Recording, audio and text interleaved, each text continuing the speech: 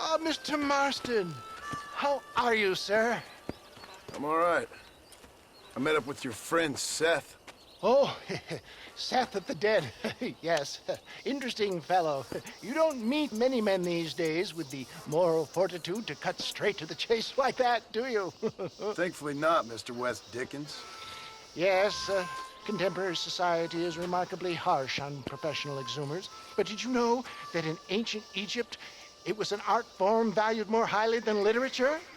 I believe Seth comes from that school of thought. How very interesting. Look, you thought any more about our plan? Ah, your plan, dear boy, your plan. I am merely the help, not mercifully the arbiter of wisdom. What you are, dear boy, is the man whose life I've saved twice now. A man who sells lies and deceit to unwitting people. A man who, if he doesn't help me, I won't think twice about putting a bullet through his skull and feeding to the vultures myself. You see, Mr. Marston, you have the exterior of a violent man, but the soul of an angel, and that is what I think I cherish most about you. That's what I thought. But before we can attend to your particular problems, we need some extra lubricant to oil the machinery of business. And this being America, that lubricant with which we concern ourselves is money. Money? What are you talking about? Oh, we need weapons. Armor plate for the wagon, extra hands, and I need some danger money. So, let's sell some more of these cures. Sell cures? Around here? Do you want to see me lynched? Oh, no. The sport of kings. Racing, my friend. The sport of kings. A noble activity without reproach. Exactly the kind of activity where a lying, cheating degenerate like myself can prosper. But come, let's finish the loading and we'll discuss it as we drive.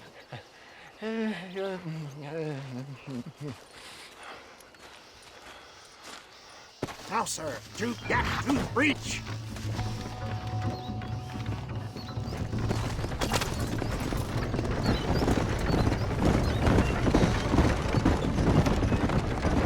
Seth is an interesting fellow, is he not?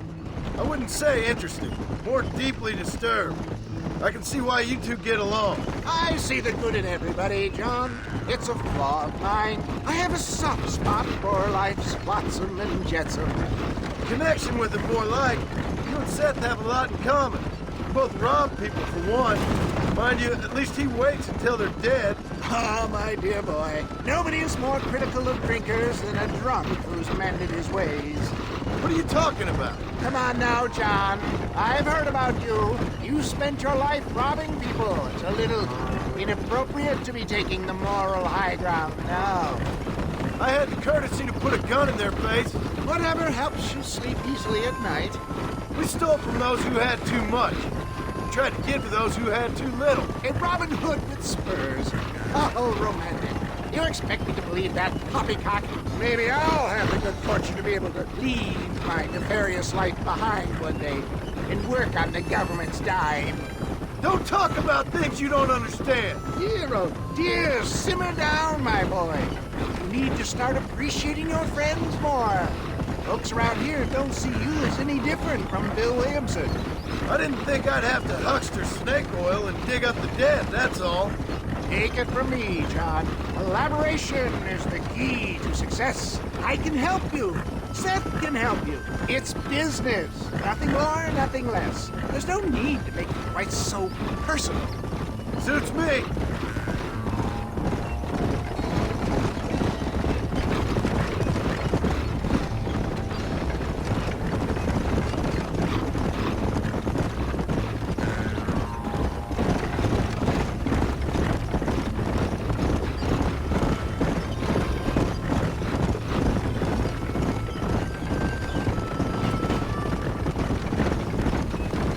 Anyway, John, we must talk about the race.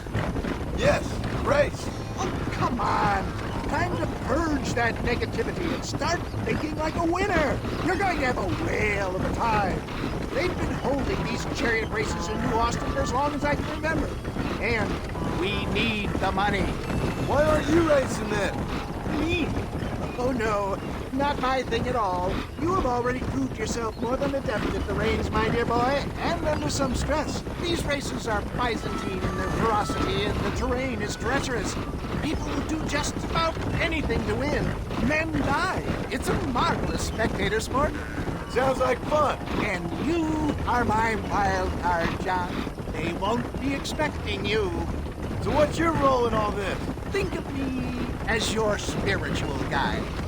Do I have to? You are a free man, of course, but I strongly recommend it. Imagine, just today, you are not an aging bounty hunter and I am not an avant-garde business pioneer. No, sir. Today, we are gladiators. Motivation, dear boy. I'm definitely feeling motivated to get the hell out of here.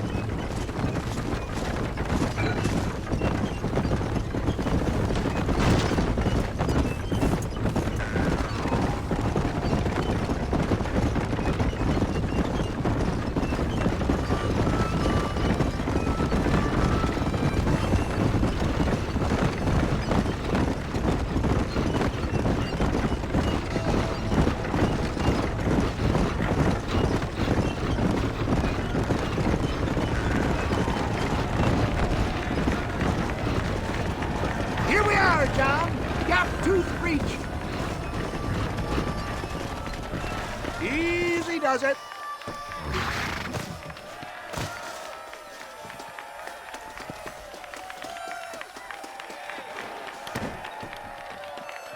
Drivers! Y'all know the rules, but for you newcomers, this here's a fair race.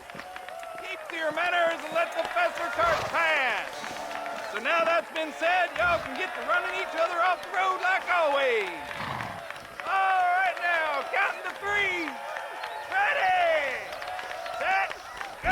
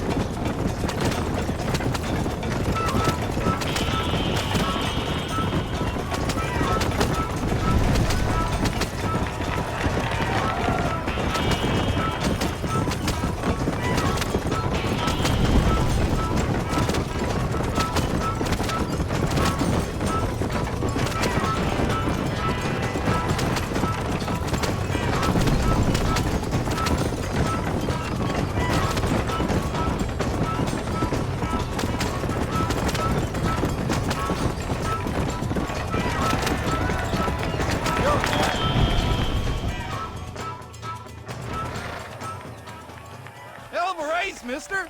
I'll take care of this cart for Mr. Wes Dickens. Come on, John. I suggest we beat a hasty retreat. Right. Best remove ourselves from the stage before somebody decides they want their money back. Fine by me. Wasn't that fantastic? The cheers of the crowd, the thunder of the wheels. The falling rocks, the homicidal maniac. Oh, come on, John. Even a cold-hearted misanthrope like you must have found that just the tiniest bit exhilarating. Not the friendliest bunch, are they? They take the racing very seriously in these parts, and your participation was not entirely pre-approved. That was clear. Ah, sport, war, and heartache. The guilty pleasures of mankind since the dawn of time. I'd get away from the men we just swindled before you start waxing too lyrical. Yes, of course.